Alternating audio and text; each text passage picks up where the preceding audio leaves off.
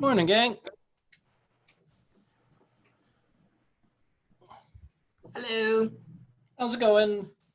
It's going okay. Oh, let's pause recording.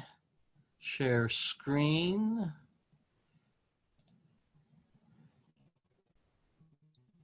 And slideshow from current. So let's remember where we are on our very final meeting. Is we're going to finish up our discussion of Immanuel Kant. Now, the word any should seem more than a little bit arrogant, right? Any future metaphysics. No one can do metaphysics from this point forward unless it launches out of this introduction.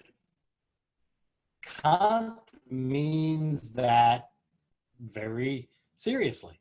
He is changing metaphysics forever, is what he thinks, and he actually was absolutely correct in it, right? The idea is that his insights in the Critique of Pure Reason, which he was annoyed nobody understood because nobody actually read, and the few who did read it didn't read it close enough, all right? He wants to set them out now in a way that's a little bit cleaner. So now you could go back and read the Critique of Pure Reason and actually understand what he's doing, because he sees what he's doing as incredibly profound. He sees it as literally changing the game of philosophy. And in retrospect, he was right. That is exactly what it was doing. So what's happening here? Well, so here's the last slide from last time, right? And the point is, what Kant is doing is, in a certain sense, following the move that Hume made, right? Remember what Hume does. Hume looks at things like cause and effect, necessary connection, probability, these fundamental notions that we need in order to understand the nature of the world, and says none of them are justified. Now, you all believe it, you all think that, but it's because you can't help but think that, because that's the way your mind is. And Kant is rocked by that argument. And in a certain sense, what he's going to do is appropriate it, but twist it in a really interesting way, right? Is that what he says is, Hume is right.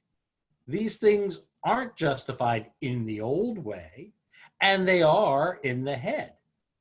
But we need to understand that putting them in the head in the right way actually does solve the problem, right? So notice running through this entire semester, we have had a certain picture of modern philosophy, right? Philosophy starting with Bacon and Descartes, which is first, that epistemology comes first, metaphysics comes second, right? The period before that, metaphysics came first, and any epistemological questions came from the, Christian God-based metaphysic that was just nailed down and necessarily held.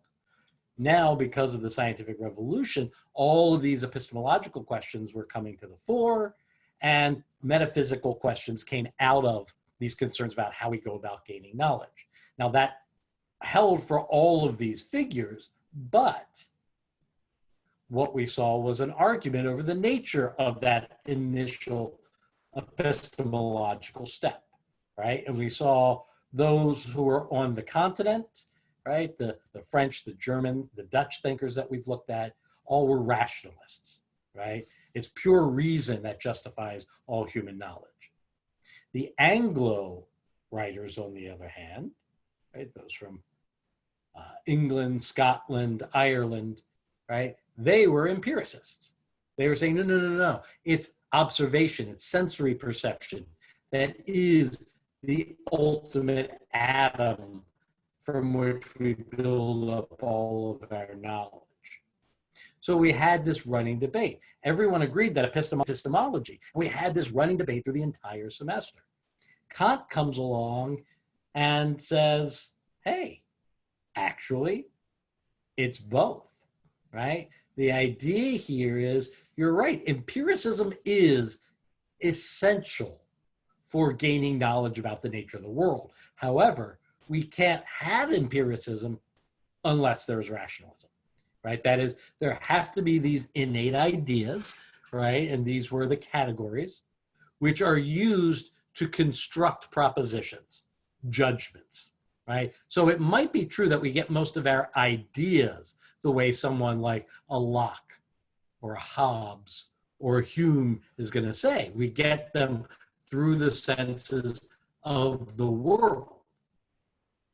But as Hume pointed out, ideas don't get you to knowledge. You need sentences, you need propositions that are going to be true or false. And for that, you need associations of ideas. Where do they come from? What Kant does is pick up on this idea from Hume and say, those pieces, right, the connecting pieces, they come from the mind, right? They are just built into the structure of the mind. They are the preconditions for the possibility of having observations. And as a result, they are apodictic. That is, there can't be any observation which would undermine them. Why? Because they're the things that built the observations, right?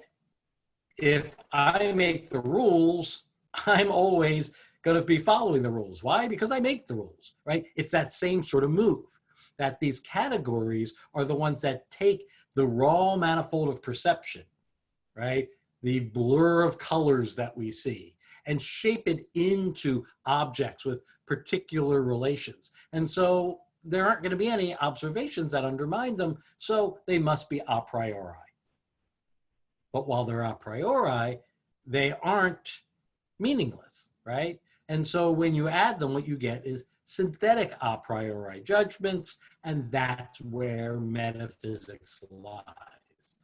And so the idea is all human knowledge requires both observation and reason. The observations, or create the pieces that are used to construct the observations. So what we get is a sort of hybrid empiricist rationalist combination, which then gives rise to our epistemology. From that epistemology, you then take the step to metaphysics, okay? So what do these rationalist ideas, when coupled with the input from the senses, give us? They give us appearances. They give us the stuff in the mind. Well, metaphysics, remember what we've been calling the central question of metaphysics, which is I have these internal experiences within my mind. How do I know whether they relate to the world itself? And Kant's answer, you can't, right? You can't get outside the mind. You can try the way that Descartes and Locke attempted, ain't gonna work.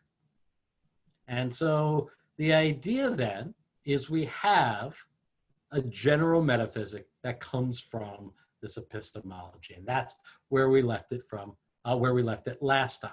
So he then turns to this question of metaphysics in general, right? So the idea is, remember what he does is he redefines the notion of metaphysics in terms of synthetic a priori judgments, right? Remember we have two distinctions, synthetic, analytic, right? Analytic means that the meaning of the sentence is basically just the meanings of the words. You can determine whether it's true or false just by knowing what the words mean, right? So the sentence, all bachelors are unmarried. You don't need to check. If you know what those words mean, you know that it must be true because unmarried is part of what it is to be a bachelor, right? Synthetic propositions are those whose meaning sort of outruns the mere definition. So if we say all bachelors are slobs, well, that's true, but not because slovenliness is part of the essence of being a bachelor. It's just a fringe benefit, right? The idea is that it doesn't have to be true. It could be otherwise. But when you go to their dorm room and you see the pizza boxes and the piles of dirty laundry, it turns out it's the case, right? So that's synthetic. So analytic, right? Its truth can be determined just by knowing the meanings of the words. Synthetic, you need to actually consult the world, right? That the meaning goes beyond, right? And so this, in a sense, is a logical distinction, right? Logical in the sense of, is it just syntax and semantics that you need to determine the truth or falsity? Is the content contained within the definitions, or does it outrun it? On the other hand is the epistemological distinction between a priori and a posteriori. A priori means I don't have to check the world. I can just do it without experience. A posteriori means I do need to check the world. Look out the window to see if it's raining, okay? We had thought there were only analytic a priori and synthetic a posteriori. What Kant points out is no, there are some of these synthetic a priori propositions. And not just some, they're some of our most important. To show that it's not empty, we'll start with a couple of ones that you can't argue with, and those come from mathematics and science. And so he shows that metaphysics isn't vacuous, the way Hume tried to empty it out. In fact, it contains some of our most important and most prized knowledge. However, that's not what we usually mean by metaphysics. If somebody wants to sit down and talk metaphysics with you, they probably don't want to talk Euclidean geometry. They're probably not looking to talk about Newton's 3 laws of motion. What do they want to talk about?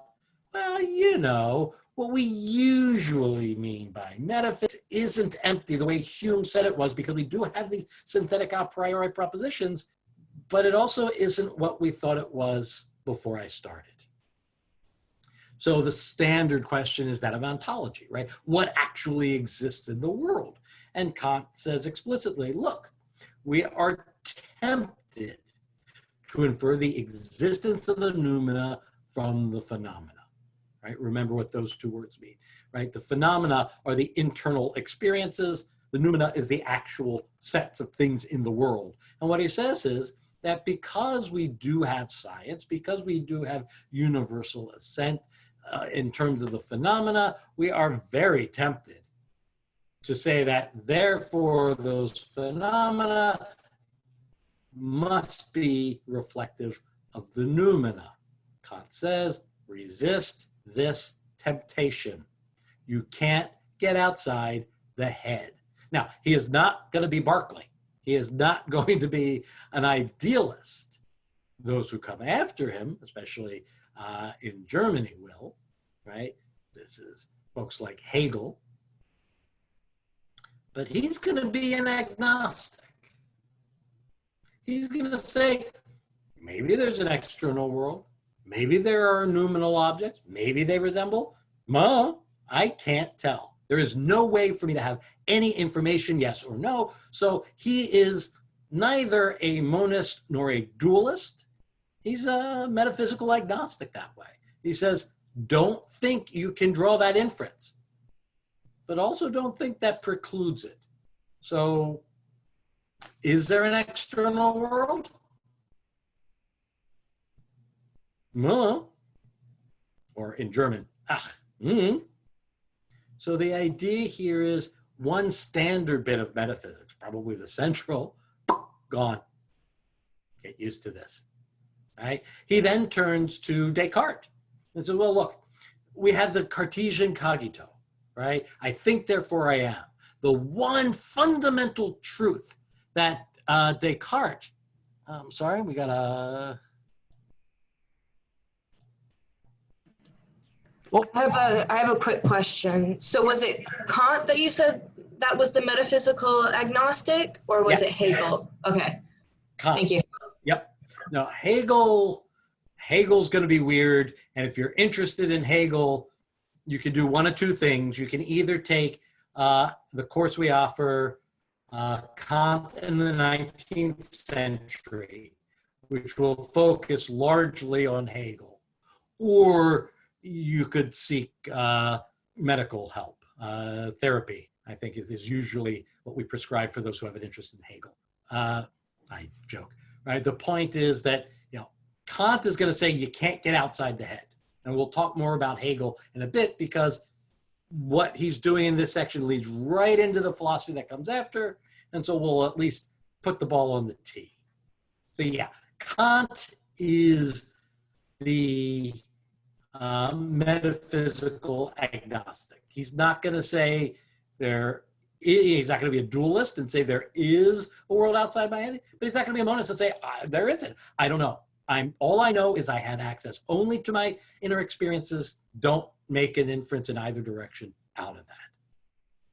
Well, okay. If I at least have my inner experiences, then it seems like Descartes, I have to at least acknowledge the existence of the self, right? I exist. The evil demon couldn't wrongly fool me about that. Well, Kant says it's actually more complicated than Descartes wants to let on, right? Because notice what Descartes is trying to do. He's trying to accept himself as an existing object, as a thing unto itself. And what Kant says is, well, I don't really get the objective existence of the self. I get the subjective existence of the self. Okay, what does that mean? Okay, objective means that something exists as an object independent of other things. Subjective means that it is the subject. It is the thing experiencing. He says, all I get from these experiences is the existence of subjectivity, that these experiences are being experienced. What Descartes is trying to do is move from the subjective to the objective. He's trying to say that because there are these subjective experiences, that must mean there's the objective existence of the self. Well, does it? Kant, again, ain't so sure. Now, this passage, to bring up Hegel again, really is the launching point of Hegel, who argues that there is, and he sort of argues it along the lines of Spinoza, that there is this subjectivity, but that it is a universal subjectivity. It's the subjectivity of God, the mind of God. So he's being sort of Berkeleyan in that way. And saying or Spinoza, all the other minds are just aspects of the mind of God, contemplating itself. But then, is it the thing thinking or is it the thing thought of? Is it the subject or is it the object? And now we have our initial distinction that launches all of Hegelian metaphysics. That, however, is not what Kant buys. Kant just thinks, look, I got the subject. I'm not sure I can get to the object. So if we don't get the existence of an external world, we don't get the monism dualism question, we don't get the existence of the self, we're emptying out much of what we think of as metaphysics. And he says, well, what about the other big metaphysical questions? And he says there are really four major questions in metaphysics, right? Are space and time infinite, or are they bounded? Is matter continuous or discontinuous? That is, are there atoms, uncuttable bits, right? Can you take matter and just keep slicing it in half and half and half, or do you get to a point where it's uncuttable? Do human beings have free will, or are all of our actions predetermined, right? Determinism versus free will. And the last one is the existence of God. Is there a God or isn't there?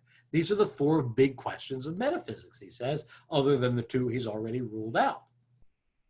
Well, what's the answer? Is space infinite or finite? Is time eternal or not? Yes.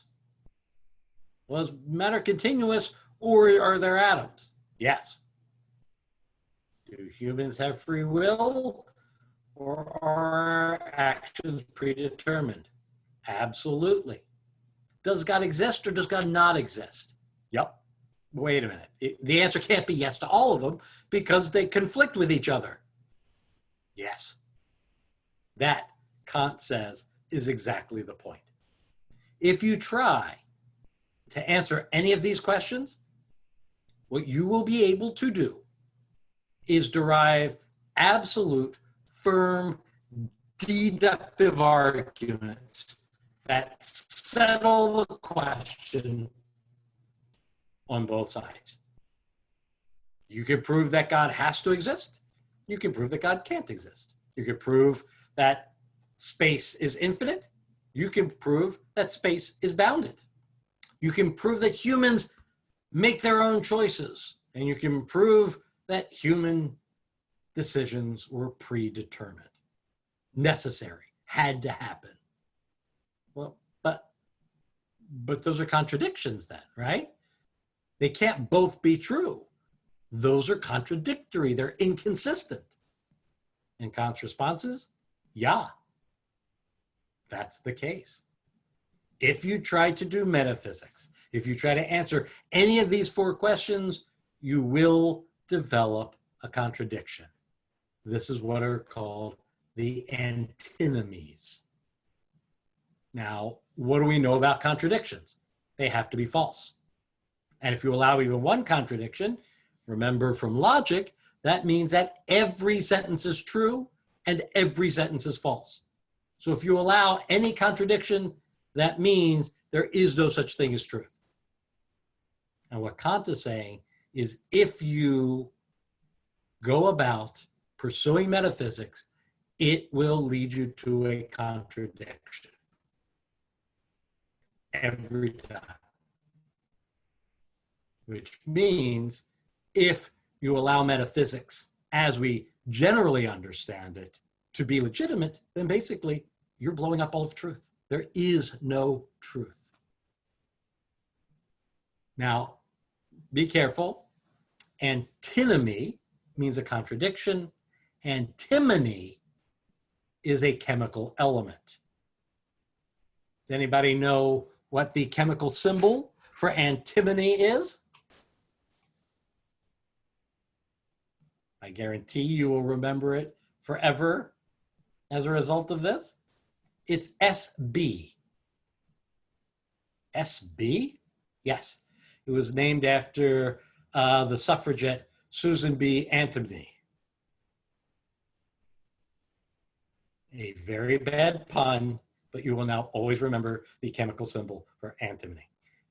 Anyway, the antinomies are contradictions that arise from the doing of metaphysics.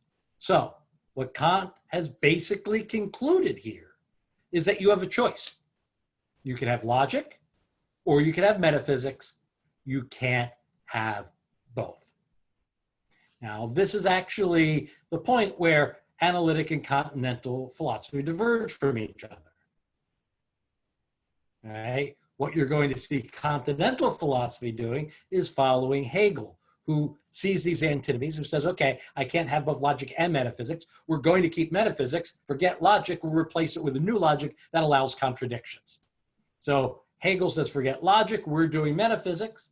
What you see following Ernst Mach in Vienna is, no, we're going to keep logic, forget metaphysics. And that's where 20th century analytic philosophy comes from. So this point in Kant really does shape the ongoing future of the discipline of philosophy.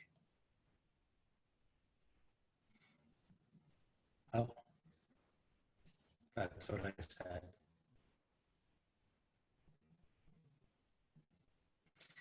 So that's really all we'll talk about in terms of the prolegomena, right? That's the punchline, that's the end. Right, it's an introduction to any future, very sharply defined what legitimate metaphysics is and delimited what metaphysics can be discussed. And it's a much smaller set than anyone would have previously considered.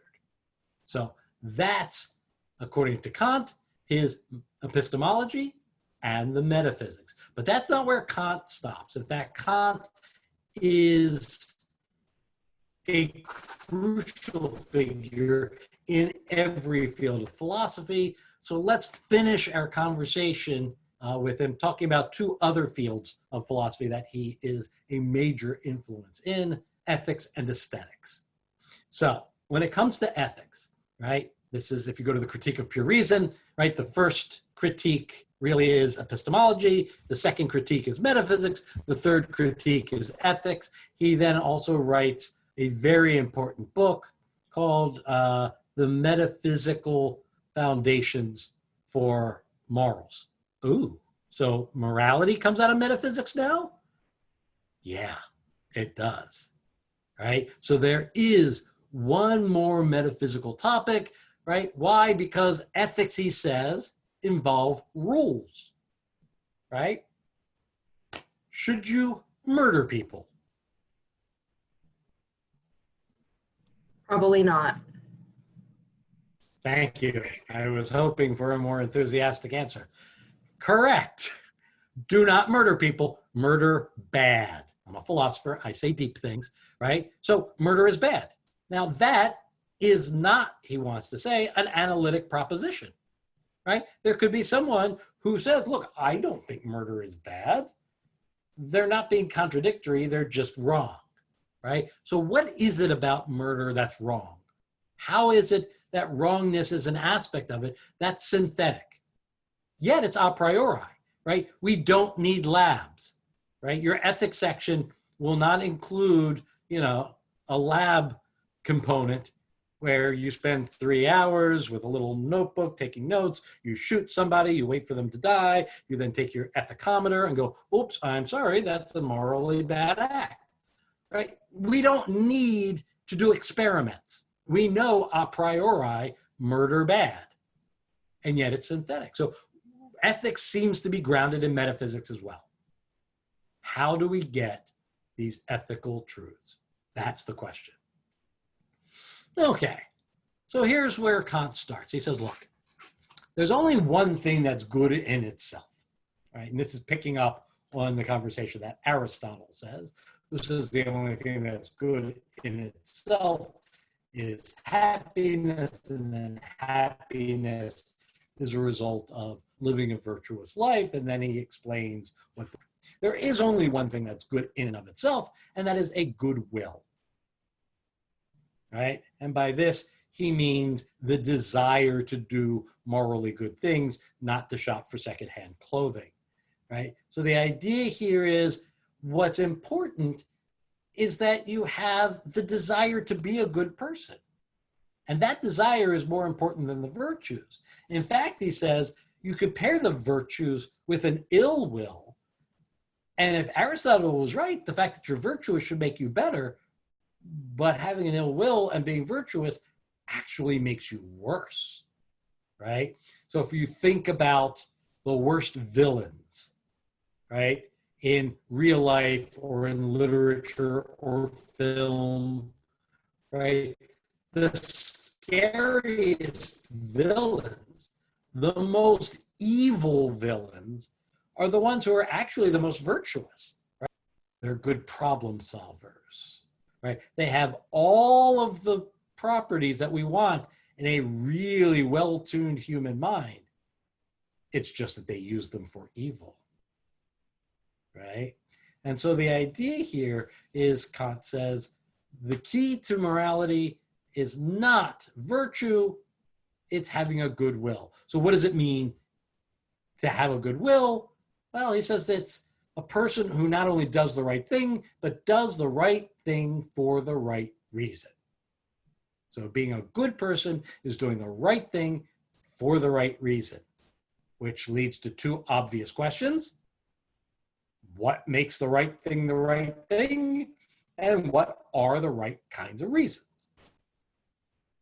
Well, let's take those two questions in opposite order. The right reason. He says, the only good acts, the only acts that are morally praiseworthy are those which he says are done in accord with duty for the sake of duty. Kant says you can divide all acts into four groups. There are those that violate duty. That is, they break the moral rules. Right off the bat, those are bad, right? Murder, bad. Boom. But just because you follow the rule doesn't mean you've done the morally right thing, right? So you could say, do the right thing, but you do the right thing in order to avoid a punishment, right? And here's where he comes up with a famous example. He says, consider a shopkeeper, and that shopkeeper gives everyone cheat anyone, not because the person is honest, but because he's just afraid of getting caught, right? That is, if he gets caught cheating someone, he's afraid to go to jail. Is that a good person?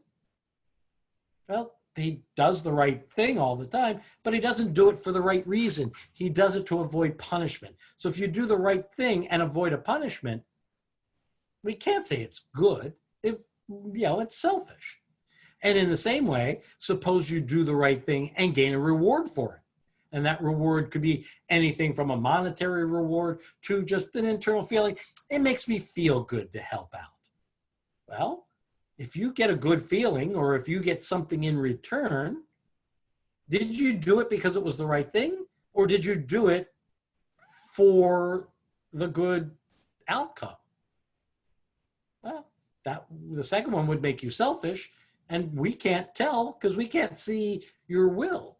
So if you avoid punishment or you get a reward for doing something and it's the right thing to do, we're glad you did the right thing, but it's not a morally praiseworthy act. It's not a morally good act. The only morally good acts, according to Kant, are those which are in accord with duty and for which you get no reward and you do suffer. If you suffer harm for doing the right thing, that's when we know you did the right thing for the right reason. So the only good acts are those for which you suffer as a result of doing your duty. Yes, this is a very dour sort of ethic. So that's the right reason. So the question is, what constitutes doing the right thing? Well, the word that's been used throughout this conversation that Kant always makes use of is the concept of duty, right?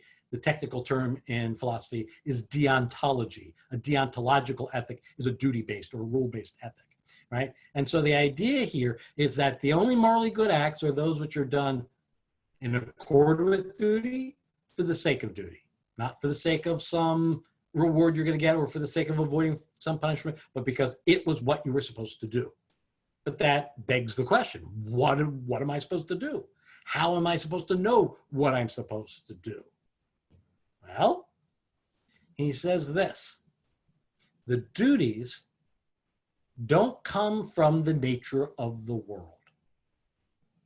The duties are not material, but a priori, right? Murder is wrong, regardless of the situation, regardless of what's going on, regardless of who it is, regardless of who you are, regardless of what will happen as a result of. So it has nothing to do with the physical context. It's a priori. And it's synthetic, so it must be transcendental, right? We have to derive it from some metaphysical principle, right? Now we have, in terms of epistemology, the categories that let us do this.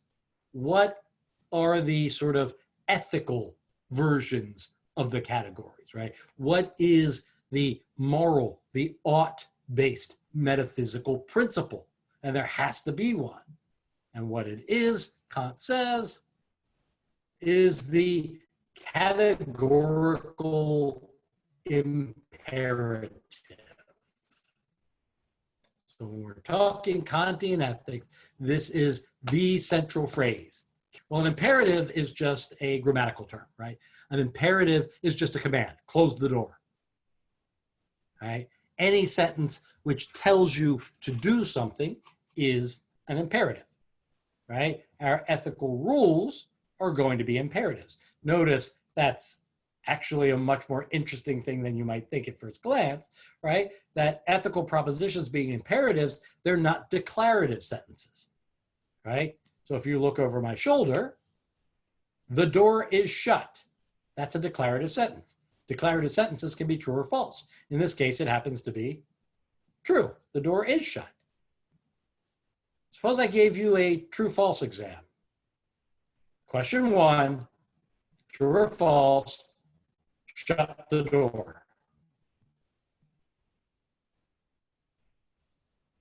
Huh? Makes no sense, right? Imperatives are not declarative sentences. They're a different kind of sentence. They don't support truth values. They're not true or false. So what justifies them? It can't be the categories because we're no longer in epistemology. We don't have declarative sentences. So the fact that these rules are imperatives and have to be imperatives shows that we're going to need some other kind of mechanism to justify them. Well, Kant says there are two kinds of imperatives. There are hypothetical imperatives. A hypothetical imperative is an imperative. It's saying to do something, but it's hypothetical, right? What word do hypothetical questions start with?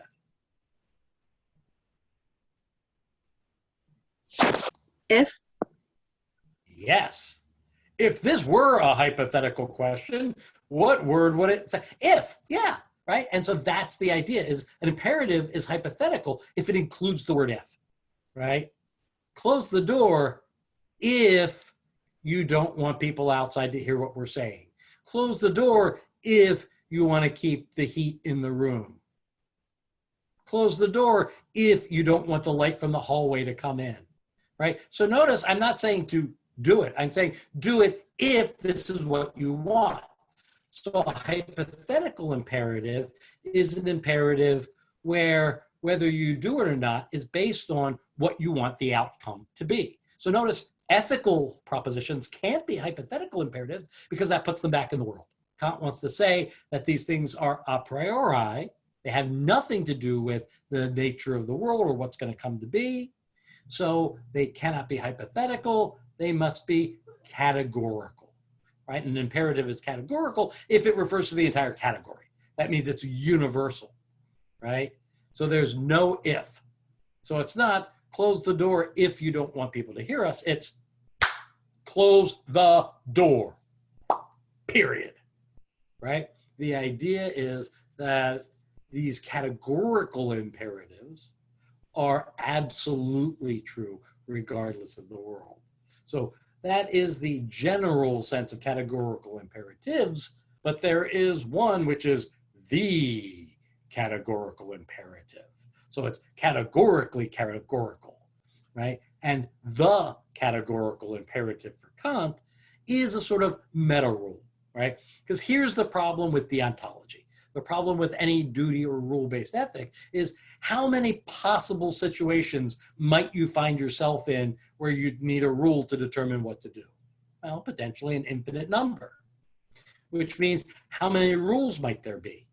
Well, potentially an infinite number. How many can you remember? Only a finite number.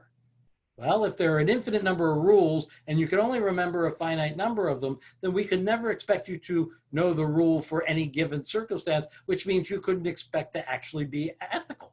We can't have any sense of morality as something we can expect of real people. Boy, that's a problem. Okay? Kant solves the problem very creatively.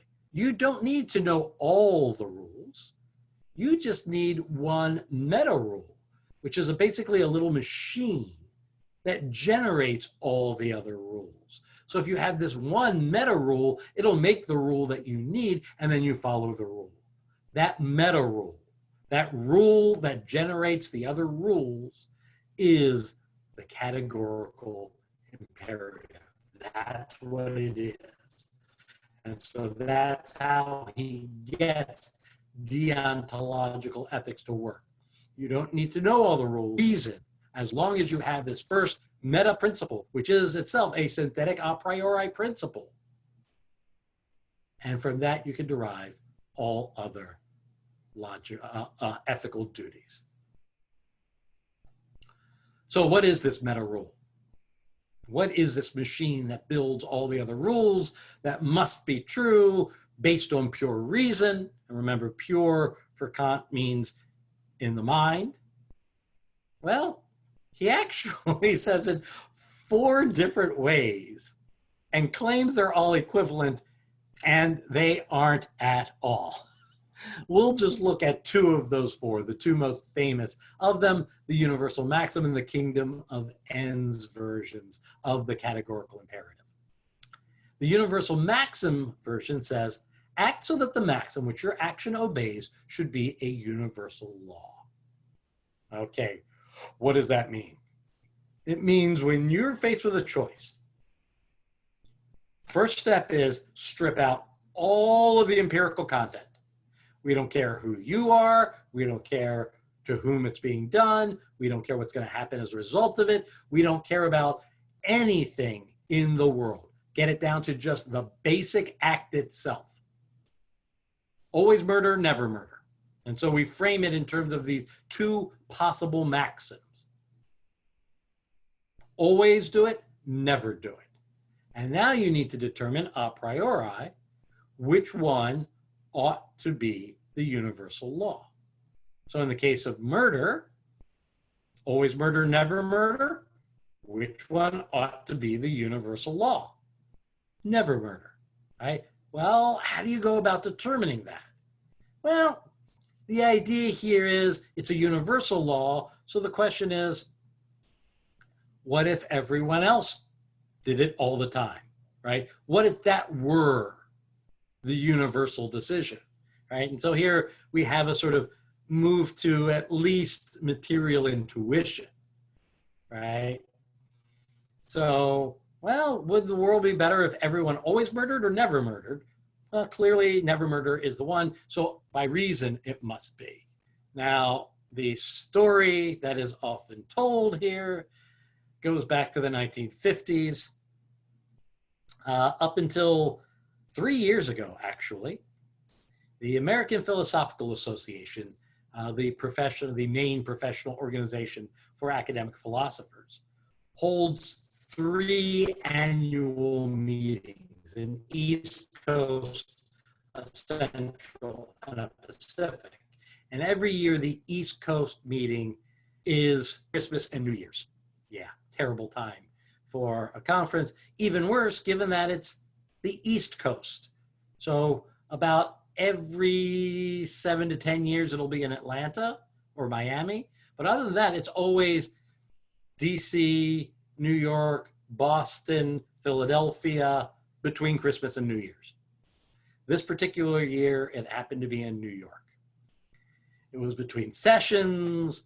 One of the more famous philosophers had walked out, was walking to go get some lunch, was trying to light his pipe. It was too windy, so he ducked down into a subway tunnel to light his pipe. And as he lit it, he was standing right below a sign that said, "No smoking."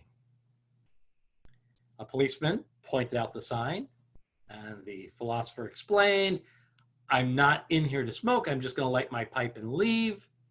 And the police officer said, "Well, what if everyone did that?" The philosopher looked up and said, "Who do you think you are, Kant?" Well, the police officer was not a philosophical sort and had never heard of the philosopher Immanuel Kant. Needless to say, this philosopher missed his next session. So the point is that you determine whether your maxim is to be a universal law or not, always, never, and then you just follow it regardless.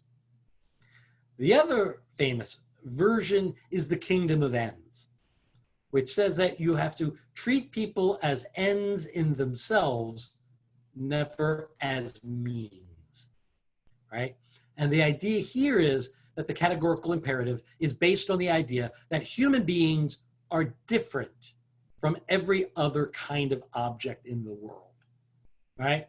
So when I walk in, when we have classrooms again, remember classrooms? Oh, they were so wonderful.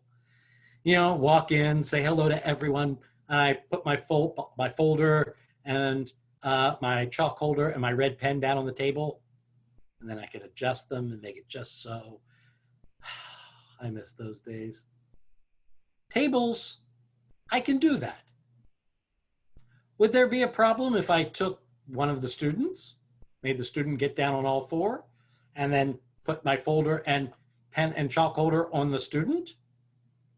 Yes, that would be inappropriate, Steve. Don't use students as desks, right? That's beneath a human being, right? Desks are mere objects, objects in themselves. Humans are different. Humans are beings for themselves. A desk is just a thing. It can serve me. But a human being has plans and hopes. It develops. It has a certain dignity that no other object has. And when I treat a human being as a human being. So the categorical imperative on this version, how do I determine what the rule is or not? Am I treating other people with the dignity that a human being, that a thing for itself acquires, or am I treating it as a mere object, a thing in itself that I can manipulate for my advantage? Okay, so people are ends in themselves. They're not a means to your end. Don't use people. Now, again, Kant argues that these two are equivalent.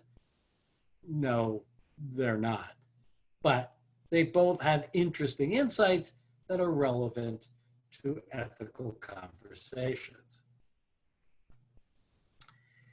These give rise to the duties, right? The rules. There are, however, Kant wants to say, two kinds of rules. We need to distinguish between what he calls perfect and imperfect duties. So what's the difference? A perfect duty has the content and the means of execution determined a priori, right? That is, everyone has to do it, and everyone has to do it in the same way, right? Don't murder. There's no creativity there, people. We're all going to not murder in the same way. We're going to keep those other people alive. As opposed to imperfect duties, which are still duties. They're still things you have to do, but you get to decide how you're going to do them, right? So for example, you have a perfect duty to improve yourself. Okay, how? Well, one way would be take a summer class. This was a good thing for you to do, Kant wants to say, right? Because you are doing your duty, right? You are resulting from this class better than you would have been, right? And you are clearly suffering as a result of it, right? It started at 10 in the morning. My guess is most of you would not have been awake at 10 o'clock in the morning. You had to suffer for this. And I'll make sure you continue, right? The idea here is I want you to be good people. I care about you. You are improving yourself. This was a morally good act, but there are only a handful of you. There are billions of people on this earth who are not taking this course. And I'm glad because I don't do that much grading. Are they morally bad people? No. This is one way to do it, but it's not the only way to do it, right? Could you learn a language? Yeah, that would improve yourself. Which language? Well, the rule doesn't tell you which language. Well, maybe I'll learn an instrument. Oh, that would be improving yourself too, right? Which instrument? Well, does it have to be an instrument or can it be a language? Pick one, right? Imperfect duty. So a perfect duty tells you exactly what you have to do, and you have to do it in that way. An imperfect duty tells you what you have to do, but there's latitude in your determining how you're going to go about doing it, right? Maybe you'll learn to cook. Maybe you'll learn to balance long objects on the bridge of your nose, which is actually easier than it sounds. So perfect versus imperfect duties. Now, Kant's deontology, especially to certain kinds of people, seems to be very attractive, right? Okay, this is nice. There are rules. There are no hard moral questions, just follow the rules. Now, the problem, of course, is that we can come up with situations where intuitively following the rule seems to be morally problematic, right? It does seem in a lot of cases that the consequences of your acts matter, right? So consider lying. Well, we go to the universal maxim, version of the categorical imperative, always lie, never lie. Which one should be the universal maxim? Never lie. So lying is wrong. You have a duty not to lie.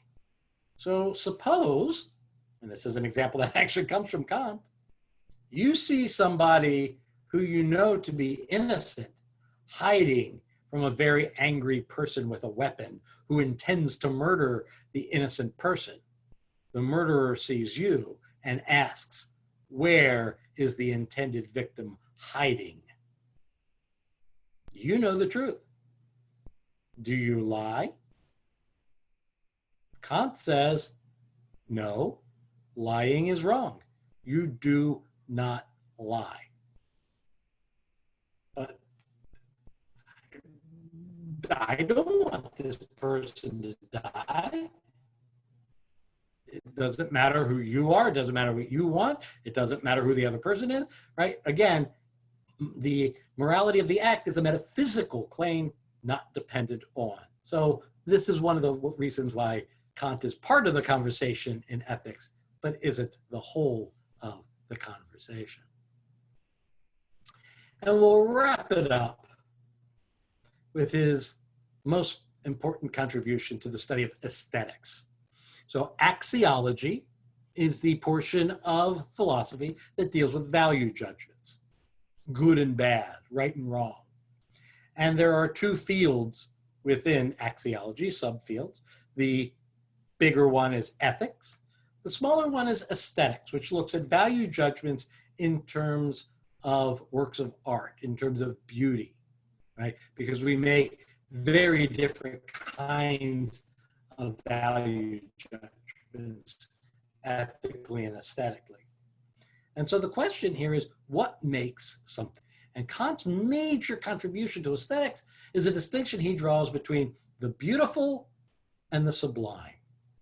He says that you can have two different kinds, and they are radically different categories of success aesthetically.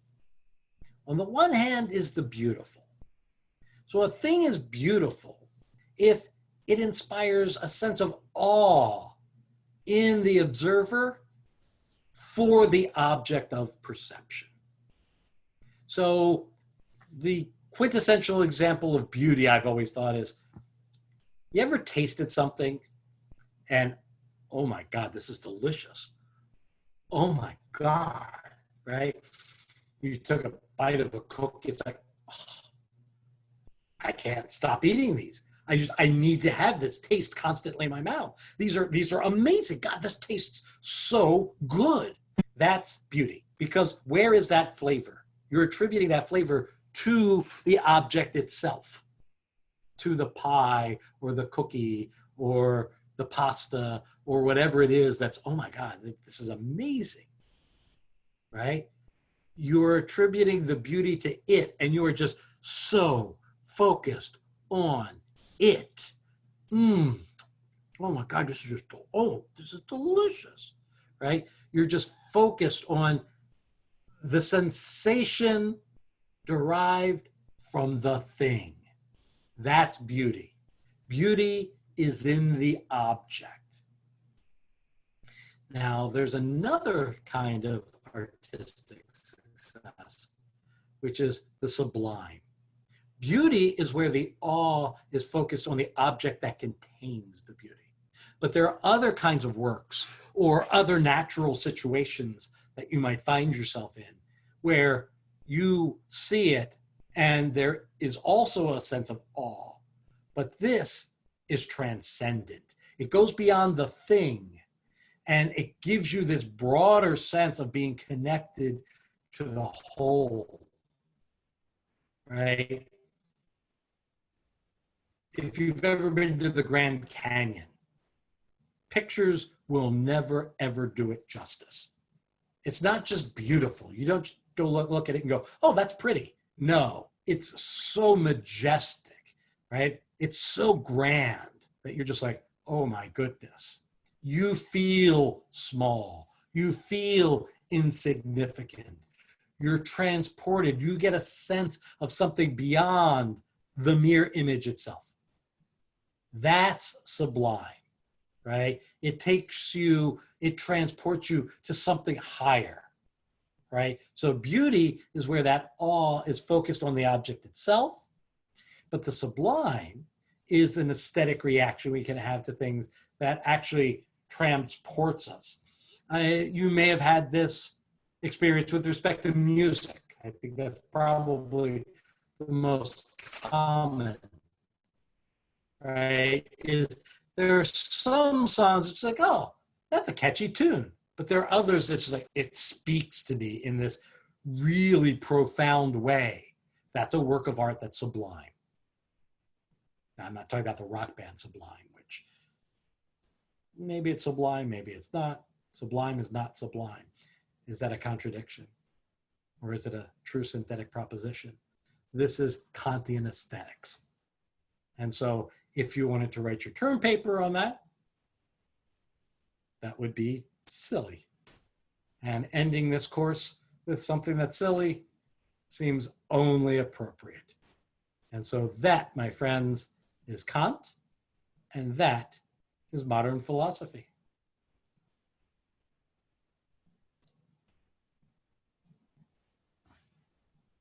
And Alrighty.